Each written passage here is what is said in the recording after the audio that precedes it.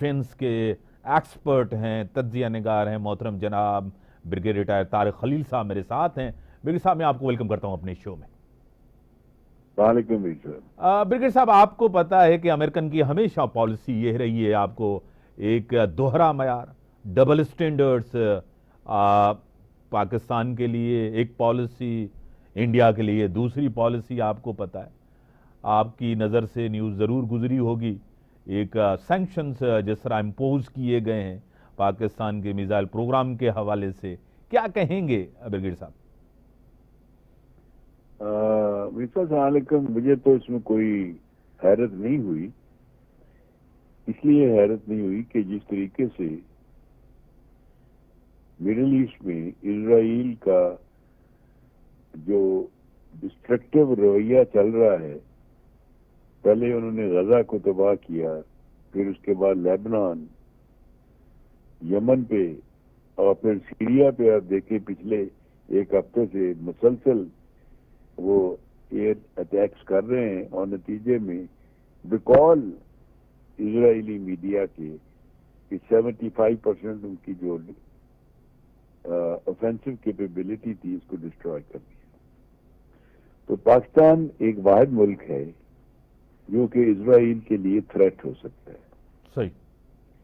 और दूसरा बड़ा इंपॉर्टेंट पॉइंट आपको ये मैं कहूँगा कि हालात जो हैं वो इंडिया और बांग्लादेश से भी खराब हो रहे हैं। हाँ। एक रिपोर्ट के मुताबिक ईस्टर्न कमांड जो इंडिया की है उसको अलर्ट किया गया है और प्ली ये ली गई है कि बांग्लादेश ने कुछ ड्रोन्स जो हैं अपने वेस्टर्न बॉर्डर, राजशाही वगैरह जो का बॉर्डर है, जो नीचे का सारा, उस पर डिप्लॉय किए। हालांकि चंद एक ड्रोन से क्या इंडिया को फर्क पड़ना था, लेकिन वो कहते हैं ना एक्सक्यूज।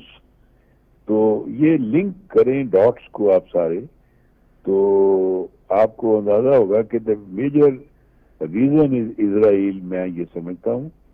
और दूसरी बात यह है कि हमारा अपना पाकिस्तान के अंदर जब तक हम इकोनॉमिकली स्ट्रांग नहीं होंगे हम किसी को रेजिस्ट नहीं कर सकेंगे। सही। अभी तो मुझे ये डर है कि ये जो मिसाइल सैंक्शन लगी हैं इसका आपका इम्पैक्ट IMF प्रोग्राम पे भी पड़ेगा और दूसरे जो डेवलपमेंट प्रोग्राम जो देने थे डोनर के वो भी पड़ेगा। तो लेट्स सी आगे 2-3 हफ्तों में क्या होता है। एक तो ये चीज आपको पता है, अभी तो ट्रंप आए ही नहीं है, आपको पता है। मुश्किल वक्त तो अभी हमारे लिए और भी है जब ट्रंप आएंगे। अभी तो बाइडेन की गवर्नमेंट है, क्या कहेंगे ब्रिगेड साहब?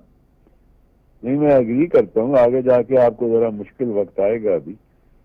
और ये प्रेशर जो है, आज भी इंटरव्यू आ रहा था टर्किश फॉरेन मिनिस्टर का, सही, जबकि उनके ऊपर ये इल्जाम लगाया जा रहा है कि तुर्की ने रेबल्स को सपोर्ट करते हुए इजराइली पे शाम पे कंट्रोल हासिल कर लिया, जबकि उन्होंने कहा हमारा इसमें इतना ताल्लुक नहीं है, लेकिन हम हमारे नजदीक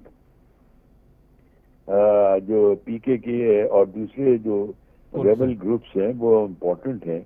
अभी भी देखें जो कुर्द आर्मी है वो इंटैक्ट बैठी हुई है ऑन दी टर्किश साइड पे।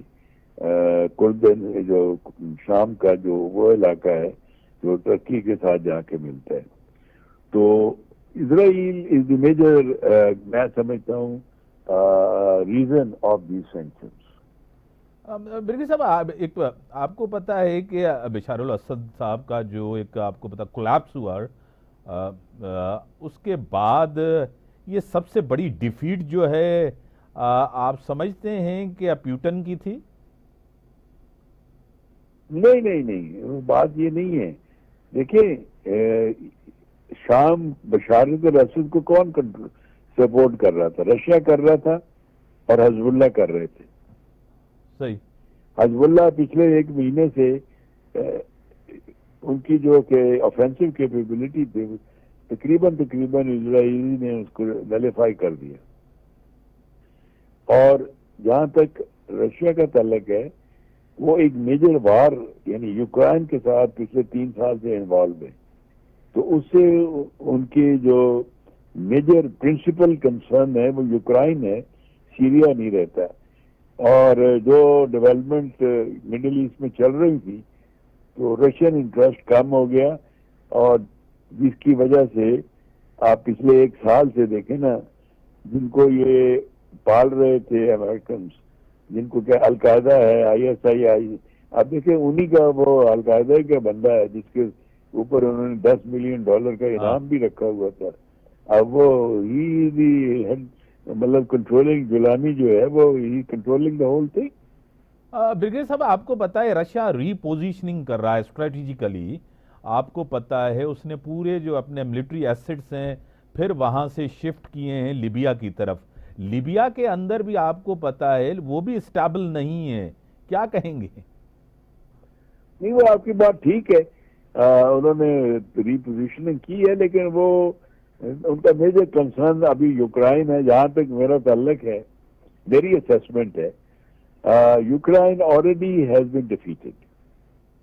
अब जो वहां पे जंग ड्रैगिंग हो रही है, वो सिर्फ इसलिए हो रही है कि मैं समझता हूं कि कोई अनदर वीक और 2 आप एक सुनेंगे कि कोई सीज फायर की बात चल पड़ी है, क्योंकि ज़ेलेंस्की ने कल पिछले हफ्ते एक इंटरव्यू में इस चीज का अंदिया दिया है कि अगर हमें कोई रिस्पेक्टेबल